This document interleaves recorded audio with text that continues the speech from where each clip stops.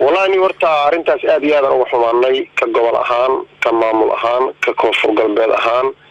aad iyo aad ugu xunahay si gaar ah waxaan uga tacsiyeynaa wixii ku dhintay oo muxuu ahaa dadkii Soomaaliyeed ama ciidankii Soomaaliyeed oo meeshaas muxuu ahaa qasaaro ku gaaray waan uga tacsiyeynaa wixii dhintana waxaan leenahay Ilaahay ha caafiyo taa markaan ka ugu gudmo waxaan isleeyahay arrintaas arrin qalada oo bareera oo xumo ah oo aan loo baahnayn oo aan maanta dalka Soomaaliyeed iyo dadnimada Soomaaliyeed midna aan ku habboonayn ahayd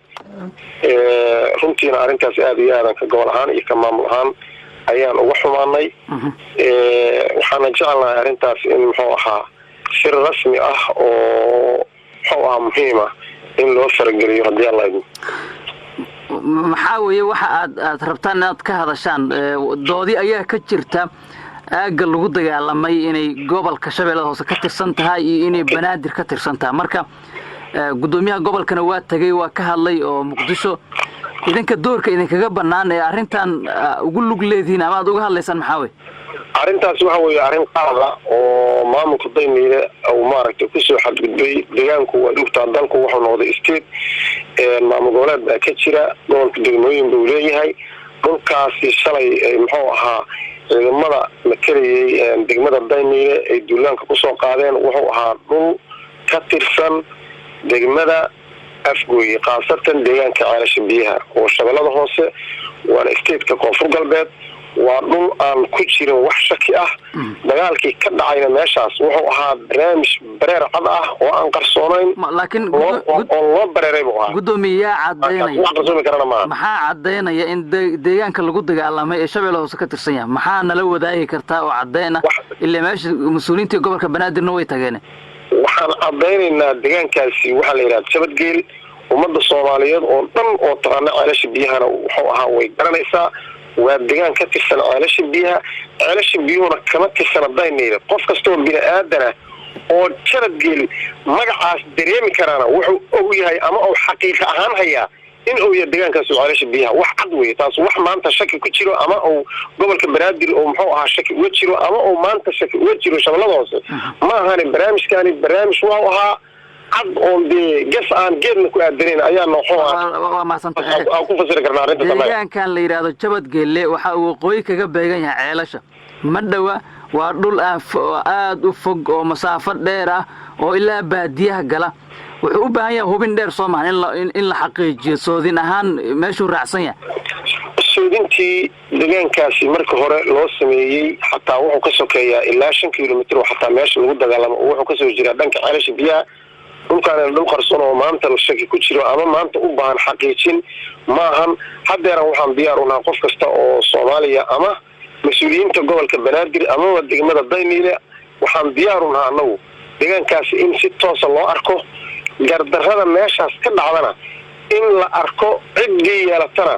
in muxuu ahaa lagu qaado kiiskeeda baan xataa diyaar u nahay xilligan anagu wuxuu moogtaa wax maanta shaki ku jiro ama aan anagu qarinayna ma ama shaki nooga jiro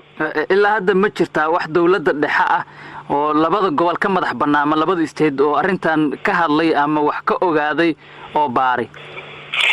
cid hadda gaara oo tagtay oo anagu hadda ka gobol ahaan aan muxuu ahaa nagala soo xiriiray oo aan ka wada hadalnay inaan dhacdadii meeshaas ka dhacday inaan ka wada hadalno ma ay jirto laakiin hadda waxaan leenahay meeshaas xalkeedu wuxuu ku jiraa ka gobol ahaan iyo ka gobol ahaan inaan ka wada hadalno qaladaadka meesha yaalana la arko dadkuna waxa weeye waa dad walaalaha wada dhashay inaan dadka la isku dilin oo deegaanka la isku qarribin oo aan dadka iyo deegaanka colaad midna la gelin ee lagu wada hadlo xaqiiqada meesha taala in inta miiska loo soo fariisto cidda qaladka in qaladka saar aan xataa hadda xilligan anagu aanu diyaar u nahay mana aysan dhicin hadda koor wax wada hadal oo aan yeelanay gobolka Banaadir oo ka gobol ahaan anaga nala soo xiriiray ama arrinkaas nala sheergareeyeen hadda ilaa hadda koor ma jirto hadda waxaan leenahay walaalayaalow colaad iyo dagaal waxba ma keenayaan wanaag hadda diyaar waxaan u nahay anagu inaan deegaankaas cidda qaladkeeda leh inaan saarno waxaan diyaar u nahay deegaankaas inaan u cadeyno deegaanka gobolka Banaadir iyo dadka deegaanka deganba inuu yahay Shabeellaha Hoose inaan u cadeynaa rabnaa xataa ilaa heer maxkamadeed waxaan doonaynaa xataa kiiskaas in la geeyo la cadeeyo la xaqiijiyo si ummaddu ay nabadgeliyo iyo muxuu ahaa wanaag gudoomiye waxa isku dhacay insha Allah gudoomiye waxa isku dhacay waa laba ciidan oo ciidamada Soomaaliyeed ka tirsan marka maxaa keenaya in laba gobol ama laba maamul ay isqabsadaan ilaa wuxuu waa ciidan howl ciidan weeye booliis u taala iyo hay'adaha kala amniga labadiinaan gobol ama labadiinaan maamul oo shabeellada hoose iyo banaadir ah soo xadgudub iyo qaladaad idinkuma ahan in arrimihii ciidamada gashaan arrintaas annaga waxa weeye ma ahna naw ciidamo aan adeegsanay ama ciidamo muxuu ahaa qaran oo gaar ah ma jiraan ciidamada booliska deegaanka ceelasha biyaha ayaa deegaanka tagay waxaan ku soo weeraray ciidamo annagu aanan garanayn kana yimid deegaanka Dayniile wax qarsoon maana waa wax cad oo maanta shaki ku jirin cid kale oo ka siyaada hadda annagu aan garan karno hadda meeshaas dagaal ka gashana annaga ma garan karno walaal xagee weeye soodinta shabeellada hoose iyo banaadir xagee aaminsantiin inay tahay soodinta shabeellada hoose waa soodin cad oo deegaanka u calaamaysan oo wada jay ah ay saaran tahay xilli horena laga gaaro go'aan calaamaysan ummadda ogtahay deegaankuna ogyahay labada degmana ay ogaayeen magaceed meeshaas gudoomiye waa jabad keelbay waxay u jirtaa ilaa 5 kilomitir waxa ka jirta dhanka Dayniile magaca noo sheeg maxaa lagu magacaaba waa soodinta labada deegaan meeshii ku kala rugmadaan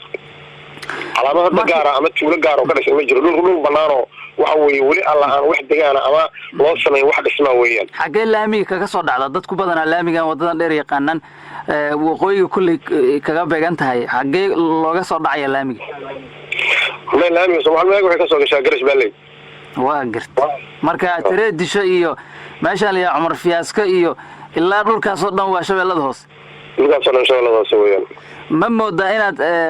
sameeynaysan dhul balaarsi oo aan xaqiiqo ku dhisneen oo xilligii xitaa waayihii fog markii loo eego labada gobol xuduudooda ama soodintooda aanay halka ahayn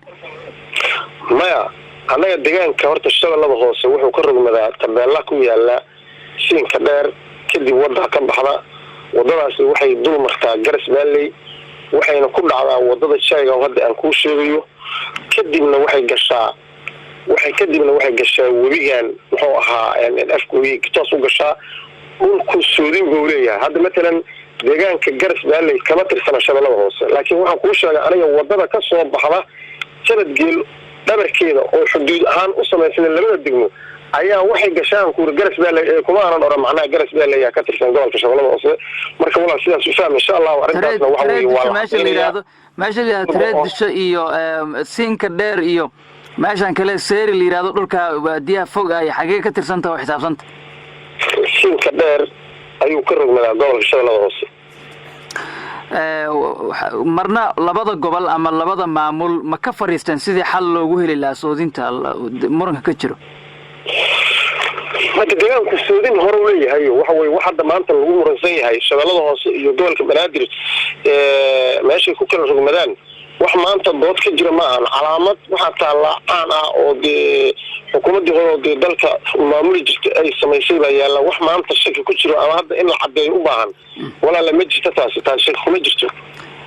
laakiin calaamada meesha hadda ka sheegaysa aad way uga fogtahay ilaa ceelasha way gashaa uma dhawa xataa siinka dheer deegaanka siinka dheer buu ka rogmadaa tabeelaha muxuu ahaa waxa la yiraahdo checkpoint shabeella la yiraahdo wax aan oo ummadoo dhan ay ogtaa weeye halkaas uu ka rogmadaa waana meel cad hadda wax shakigiisa ku jira ama hadda aan calaamad gaar u baahnay weeyaan waa maasanta xilli soodin la isku qabsado oo dagaal dhaco oo dhiig daato lama jooge ma jirtaa waxyaabo kale oo arrintan lagu bedeli karo wada shaqeyn iyo noolaasho iyo horumarin ah والله أنا وحنا كباغينا نبضنا كباغينا وهذا كباغينا وحندورنا ديان كاسي وحي قلادة أو كجرا إلا والله هالله عيد البانا وحي حقوق ولا أما حق ولا أما السودان ولا إني قاعدة تعد كلنا أما مامل كلنا وسكوس حد بدين دتكون النبض اللي وناقي ولا نعرش وناق كلية ديان كنا ونحر كوي أنكرا